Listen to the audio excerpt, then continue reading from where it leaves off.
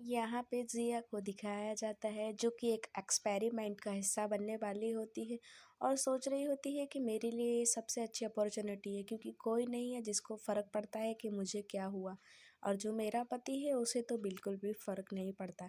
इसलिए उन्हें बोला जाता है कि आपके लिए ये कार्ड है जो कि आपका डेथ सर्टिफिकेट है, और फिर हम आपको अगले 7 दिन में लेने के लिए आएंगे और आप रेडी रहना।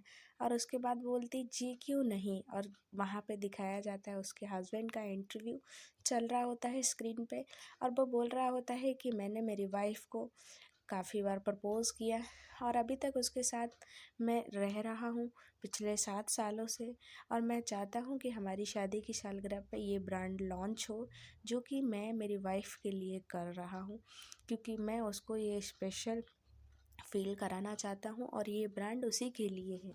और गाइस हमें पता चलता है कि यहाँ पे जो उसका हस्बैंड होता है और जो वाइफ होती है ये एक दूसरे को बहुत ज़्यादा, वो यहाँ पे सोचने लगती है कि मैं कितना कुछ भी कर लूँ लेकिन ये बाहर अफेयर करने से इसे नहीं रोक सकते हैं। इसलिए मेरे लिए यही बेहतर होगा कि मैं हमेशा के लिए यहाँ से गायब हो जाऊँ और उसके बाद दोबारा मुझे इसे कभी देखने की ज़रूरत नहीं पड़े, क्योंकि उसने काफ़ी टाइम से रियलाइज़ कर रही है कि उसके हस्बैंड का कहीं बाहर अफेयर चल रहा है। इस वजह से वो अंदर से बहुत ज़्यादा परेशान होती है। और उसके बाद एक दिन जब उसका बर्थडे होता है तो वो कॉल करती है अपने हस्बैंड को, तो यहाँ पे उसकी जो गर्लफ्रेंड होती है वो कॉल रिसीव करती है और बोलती है वो मेरे साथ है, अभी टाइम स्पेंड कर रहा है। मुझे पता है तुम उसकी वाइफ हो, पर मुझे इससे कोई फ़र्क नहीं पड़ता है, अभी वो मेरे पास है इसलिए अभी तुम फ़ोन रखो, मैं उसको बता दूँगी। और यहाँ पे हम लोगों को पता चलता है कि जो उसकी गर्लफ्रेंड होती है उन दोनों का चल रहा होता है लफड़ा। और उसके बाद ये सारी चीज़ें जब उसकी वाइफ को पता चलती है तो वो बहुत ज़्यादा दुखी और परेशान हो जाती है।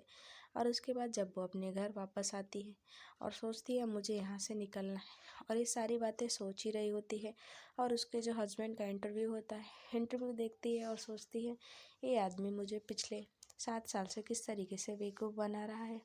और उसके बाद फिर वो एक उसे फ़ोटोज़ दिखाता है और बोलता है देखो हनी, मैं तुम्हारे लिए ड्रेस बनाया है, बहुत जल्दी ही आएगी, हमारी वेडिंग एनिवर्सरी रहेगी, उस दिन तुम्हें यही ड्रेस पहनना है।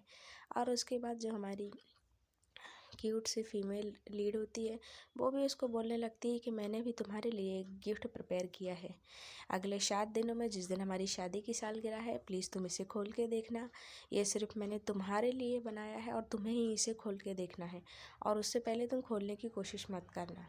और उसके बाद वो वहाँ से चली जाती है। और यहाँ पे हम लोगों को दिखाया जाता है जो उसकी गर्लफ्रेंड होती है वो बोल रही होती है कि मुझे अभी तुमसे मिलना है, अगर तुम नहीं आओगे तो तुम्हें प्रॉब्लम हो जाएगी। और फिर यहाँ पे वो उसकी वाइफ को भी कॉल लगा के बोल देती है कि देखो ज़्यादा टाइम नहीं लगेगा, मुझे तुम्हारे और तुम्हारे पति के बीच में दूरियां खड़ी करने के लिए।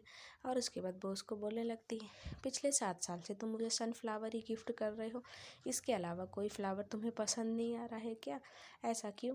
तो फिर वो बताने लगता है कि जब मैंने तुम्हें पहली बार देखा था तब मैंने तुम्हें सनफ्लावर दिया था, इसलिए मुझे सनफ्लावर ही सबसे ज़्यादा पसंद है, मुझे लगता है कि तुम्हें सनफ्लावर भी पसंद होंगे इसलिए मैं तुम्हें देता हूँ। अब वो बोलने लगती हाँ मुझे याद है, ये बात मैं कैसे भूल सकती हूँ, किस तरीके से तुम मेरे पीछे पड़े थे। और उसके बाद फाइनली एक दिन मैंने बोल दिया था कि हाँ क्यों नहीं, एक चांस तो मैं तुम्हें दे ही सकती हूँ। और उसके बाद फिर वो रिंग दिखाया जाता है जहाँ पे ये वही रिंग होती है जो कि इन लोगों की शादी के लिए तैयार करी थी। और उसके बाद वो सोचती है अच्छा तुम रिंग भी वापस लेके आए हो, हाँ क्यों नहीं, बिल्कुल मैं सारी चीज़ों को पहले ही जैसा देखना चाहता हूँ। और उसके बाद वो बोलती है हाँ क्यों नहीं, बिल्कुल, आखिर मैं भी तुमसे इतना प्यार जो करती हूँ मैं भी पूरी कोशिश करूँगी। और उसके बाद हम लोगों को पता चलता है जो उसकी ड्रेस होती है वो पहन के आती है और बोलने लगती है कि बताओ किस तरीके की ड्रेस लग रही है, अच्छी तो लग रही हूँ ना मैं इस ड्रेस में।